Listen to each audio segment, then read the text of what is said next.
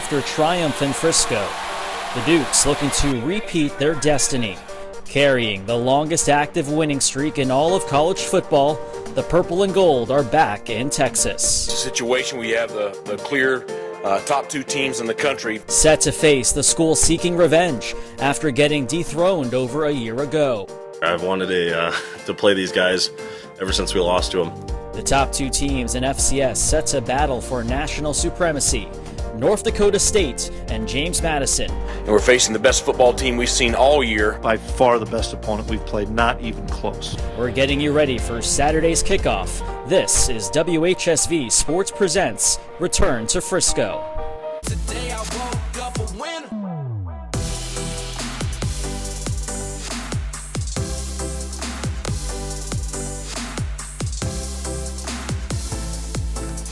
Welcome back to Frisco. It is loud here. I'm Dave DeGuzman alongside Bob Grebe. We can barely hear each other, but we're at the Star, normally known as the Dallas Cowboys practice facility. Tonight, though, serving a completely different purpose. It absolutely is, David. Great to be here with you. I had to go with the earbuds. My regular IFB wasn't going to work. This is the epicenter of JMU Nation right now. Take a look at this pep rally. It is so loud, and it has not even started yet. The band hasn't come. But we are definitely fired up, getting you and everyone here ready for the national championship game against North Dakota State. So let's start with how we even got here. How James Madison made its way back to Frisco. It was not easy, but the Dukes passing every single test so far. Here's a look back at the 2017 season, and keep in mind, some of these voices that you will hear coming up are from coaches who tried their best to beat the Dukes. Short goes handoff. First down and then some. And a long run for JMU. Not a replay, but it is Carden Johnson to the house. Touchdown Dukes.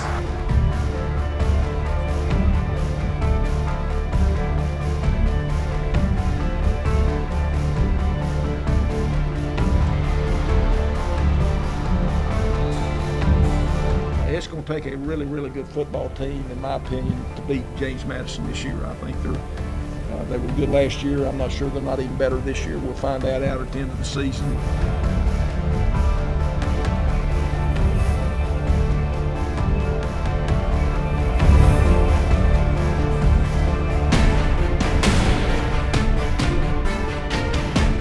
Well, when you come in and play a really good team in their home stadium, with a really good crowd, give JMU all the credit in the world. They're a really good team. They're fast to the football.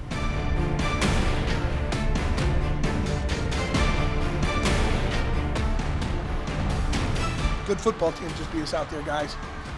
They did the things I thought they were very capable of doing. They're a terrific defensive football team. They are long. They are athletic. They cover people really well, and they can get to the quarterback. They can pressure on people. Play action, cross the middle, wide open. Jonathan Klusherman, touchdown, JMU. Trey Sharp carried the ball 7 times in the final JMU drive to score the game-winning touchdown, providing another thrilling ending to an instant classic between these two in-state rivals. They find ways to win. That's what national champions do. The Dukes, the first team in CAA football history to go 8-0 in back-to-back seasons of conference play. Fakes the handoff, sure looks all alone for the touchdown to Terrence Halls. From 46 yards, Racky to win it. On the way, Ethan Racky, and he got it! James Madison survived! JMU is an outstanding football team. They showed the heart of a champion tonight. It hurts to lose like that. That hurts.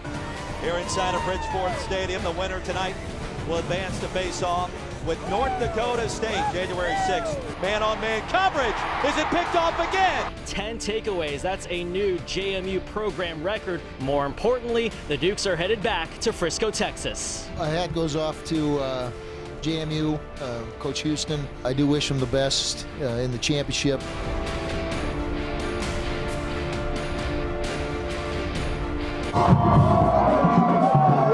It is the 26-game winning streak that no Duke wants to talk about, but it's the longest active in all of NCAA football. It stands as second longest all time in FCS history, behind the 33 games that North Dakota State won from 2012 to 2014. You have to go back to September 24th, 2016 to find JMU's last loss, which happened at North Carolina. Now, one of those moments you saw in that recap there was the game-winning field goal that was kicked against Weber State. Now, the guy who was behind that kick, Ethan Radke, who had to take over the kicking duties mid-season after Tyler Gray from Winchester went down with an injury. Here's a look at how a redshirt freshman emerged as a hero that saved JMU's season. On a team loaded with championship experience talent, the Dukes returned to Frisco relied on the foot of a redshirt freshman. From 46 yards, Radke to win it. On the way, Ethan Radke, and he got it! James Madison survives! That kick, as time expired, sealed the Dukes' 31-28 win over Weber State. A lot of pressure on that young kicker, but he drilled it with no time left. You'll always remember the way you won that game because it's so dramatic there at the end and just the celebration. But that opportunity would not have come if not for injury to Tyler Gray. Football is famous for its next man up mentality, and Radke embraced that mantra. When Tyler went down, it was definitely unexpected because it was just all of a sudden, but it was kind of just like, all right, I've been kicking for a long time. Doesn't make any difference that I'm doing it like in a game now. And I just went out there and just tried to do everything I already knew how to do. I didn't have to change anything. Radke is studying psychology, perhaps the best major for an athlete, especially one that has a lot of time to think while waiting on the field. Kicking is all mental, so it's all about doing the same thing every time and not getting in my head about it. And like with National Championship, I just have to treat it like any other game. Now to a guy who's playing his best football when it matters the most. Marcus Marshall has 10 touchdowns to his name this year, but 4 of them have come in the playoffs. What you don't see in the box score, though, is the emotional weight he's carrying from his teammates. The last 3 weeks, he's been as good as he's been since he got here, and he's been what we expected him to become. Marshall, the lone setback to the left of the quarterback. Marcus Marshall certainly not regretting leaving Georgia Tech for an FCS program. If I had to, kind of wrap it up and describe it in one word, I would just say exciting. The whole process has been exciting. As you go through the season and you keep winning, like the next game, having the opportunity to stay undefeated, it just kind of motivates you. But Marshall has other sources of motivation through his fellow running backs. Cardin Johnson suffered a torn ACL in Week 3, the second straight year his season ended prematurely. Then, tragedy striking Trey Sharp that same afternoon. And he's having a tough day today. His dad passed away during the fourth quarter of our game today. So that's probably why the guys aren't real jolly up here. Nearly 4 months later, Sharp keeps the memory of his dad alive. I know he's always looking down before the games. I go in and sit in my locker, think about some memories that we shared and look at some pictures. And then, I say a nice prayer and get ready to play football. Both Johnson and Sharp relying on their teammates to heal and ultimately help JMU succeed. They had my back. I have my days, I have my moments. But, having the brotherhood, to keep my mind on the right track helped me a lot. And within the running back room, man, we just tried to stay as close as possible, tried to support each other and, all aspects of life. So I think that's just made us so much stronger and so much closer, too. Still to come here on Return to Frisco. We go one-on-one with Brian Shore, the quarterback, talking about the legacy he's left behind at JMU before the final game of his collegiate career. Welcome to Frisco, or should I say frigid Frisco. It is bone-chilling weather here in North Texas. I'm going to have faith in our guys. I've had faith in them all year. Davis back deep, 4 punt return touchdowns. This kick is blocked. Scooped up and recovered by James Madison. Now Shore going for the end zone. Who else? Jonathan Kloosterman. His 5th touchdown grab of this postseason. Abdullah into the end zone, his 21st rushing touchdown of the season. And James Madison has opened up a 20-zip lead. Well, after going one and done in the playoffs the last 2 years, JMU rapidly rises to the throne of the FCS Kingdom, winning its first national championship since 2004. Welcome back to WHSV Sports Presents Return to Frisco. You know, Bob, when Brian Shore lifted that championship trophy a year ago, he was very determined to come back here and do it again. That's right. WHSV's Victoria Wood caught up with the JMU quarterback to get some perspective as he prepares for his final game in the purple and gold. Well, this man certainly needs no introduction, but for formality's sake, I'm here with JMU quarterback Brian Shore. And Brian, crazy to think one of the last interviews of your career. How does that hit you when you hear that? I'm not going to say I'm totally really upset about it, but it is kind of weird to think that, my 4 years has gone this fast. I'm going to miss JMU a lot. I don't know if I'll miss all the interviews that much, but it definitely has gone really fast, so it feels pretty surreal now.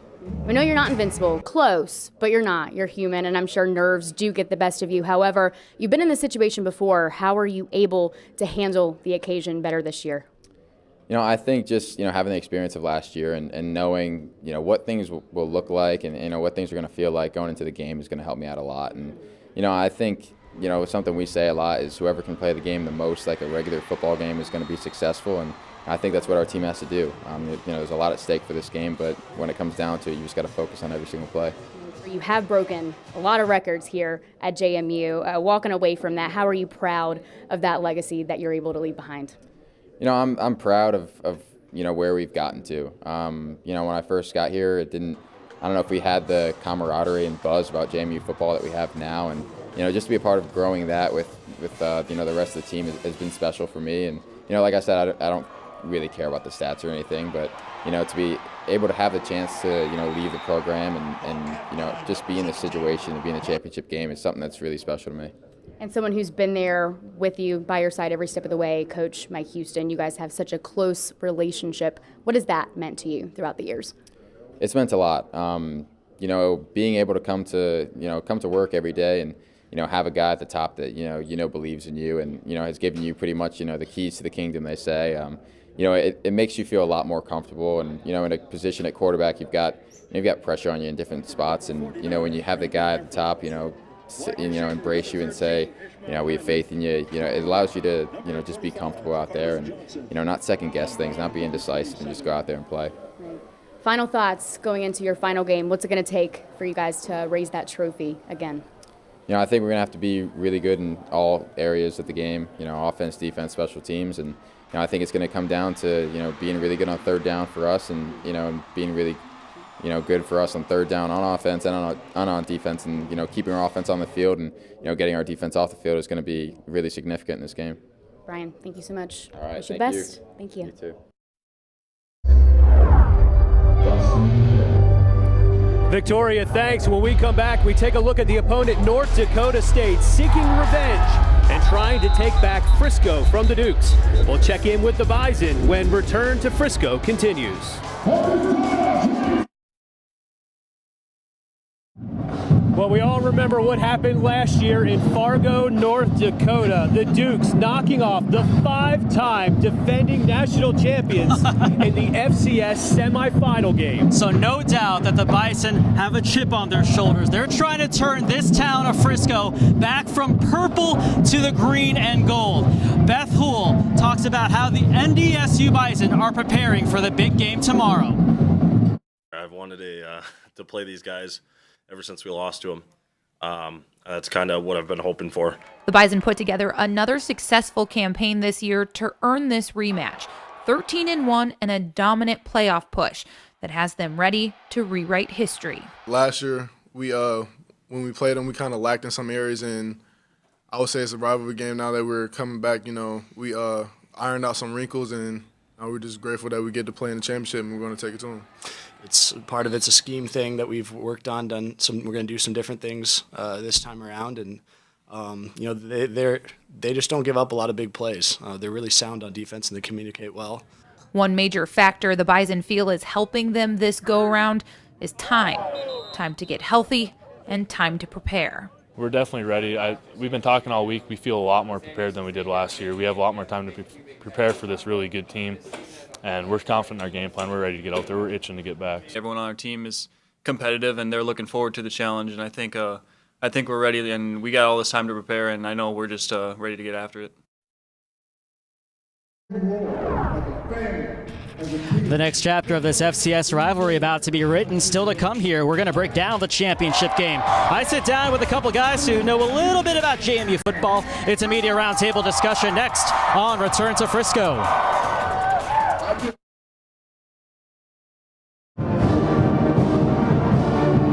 Welcome back. We have been setting the table all week long for the FCS National Championship game. And earlier today, David DeGuzman sat down to talk with two guys who have been following the Dukes all season long on this championship run and a return to Frisco. Well, here on the pool deck of the JMU Team Hotel, alongside two people who have covered JMU football religiously. We have Dave Thomas, JMU Sprint Wireless Network. He'll be calling the game tomorrow, and Greg Medea of the Daily News Record. And guys, it's been 3 weeks since the semifinals. This team appears to be sick of practicing and looking at film. Greg, let's start with you. How anxious is this team from the way you've seen them in practice and all the interviews you've done? Yeah, I think, Dave, it's pretty obvious. You talk to Mike Houston, you talk to any of his assistants, any of his players, and they all say, it's about time to play the game. It's been 3 weeks of looking at the exact same film, breaking down the exact same team, and it's kind of at the point where they know what to expect from North Dakota State because the anticipation has been building since even before the regular season. Everybody thought JMU and North Dakota State would meet. And Dave, what do you think? I mean, this team just wants to get on the field at this point. They do, but they're extremely loose. On the flight down, the guys were very controlled, very comfortable. It really was, rambunctious at all. In the hotel, they're very respectful. They move around, they do their thing. So despite being ready, they're extremely loose. They know that they've got to wait this thing out a little bit. Well, let's kind of delve into the matchups a bit, starting with JMU's offense. We talk about Brian Shore till the sun goes down, but he's only as good as the supporting cast. So, Dave, when you see the guys who are really stepping up, especially Riley Stapleton and then the JMU running backs, I mean, how good will this offense match up against the North Dakota State defense? It's going to start up front. The offensive line has got to be able to give Brian time to throw the ball. They've got to open some holes. But I really wouldn't be surprised at all if you see Brian move a little bit tomorrow and try to make this defense run side to side. They average only 57 plays per game defensively, making them stay out there and maybe look for the Dukes to go tempo a little bit too. No doubt the key this entire season has been the JMU defense. They're coming off a game that had 10 forced turnovers against South Dakota State. I mean, where do you even begin to start when you think about how North Dakota State has to plan against the JMU defense? Greg, let's start with you. Yeah, I think first and foremost, and it sounds so similar because the two teams think alike, but JMU's got to stop the run first. North Dakota State is bulldozing teams with their offensive front, getting downhill with Anderson. I know they've had a couple of running backs banged up, but they've consistently ran the ball well. And JMU, their recipe all year has been stop the run first and then get quarterbacks into uncomfortable situations. I know Easton Stick is experienced, but they just beat up a pretty good quarterback in Taryn Christian of South Dakota State. So I think that formula stays the same. What is this game going to come down to? What's going to be the difference maker? Dave, let's start with you. I think defensively stopping the runs and really for JMU forcing turnovers. North Dakota State hasn't turned it over much. Against South Dakota State, their only loss. They turned it over 5 times, including 3 interceptions. So forcing some takeaways is going to be key. Greg, for you? I think for James Madison, offensively, they got to stay on schedule. North Dakota State created 96 negative plays this year. If JMU gets behind the sticks on first and second down, that creates problems on third down. They got to stay ahead of the chains. And then for JMU's defense, just keep doing what they're doing. Well, the heavy lifting has been done for both the team and for us. We've gone through all the preparations. Now we're just looking forward to the game at hand. So Greg Medea of the DNR, Dave Thomas of JMU Sprint Wireless Network. We're looking forward to the game, guys. Well, since you couldn't make it out here to the pep rally to join the thousands of Dukes fans in attendance here in Frisco, you have the next best seat in the house joining us on our journey and a return to Frisco. We'll wrap it up in just a few moments. I want to tell you from the players Well, we're about to wrap things up here, but our coverage continues tonight on the Valley's Fox at 10 and WHSV News at 11. We'll have one final preview of tomorrow's game between JMU and North Dakota State. We'll also bring you post-game coverage on our newscast Saturday. One programming note for you, due to the NFL wildcard game on ABC, we'll be live at 6 on My Valley. And you can also follow us on Facebook and Twitter. We'll bring you updates and videos as it happens. That about does it for now. Like we said, coverage continues tonight at 11, but we're happy to bring you plenty of storylines from here in Frisco as we get you set for the FCS National Championship game. For Bob Grebe, I'm David DeGuzman. Thanks for joining us on the Return to Frisco.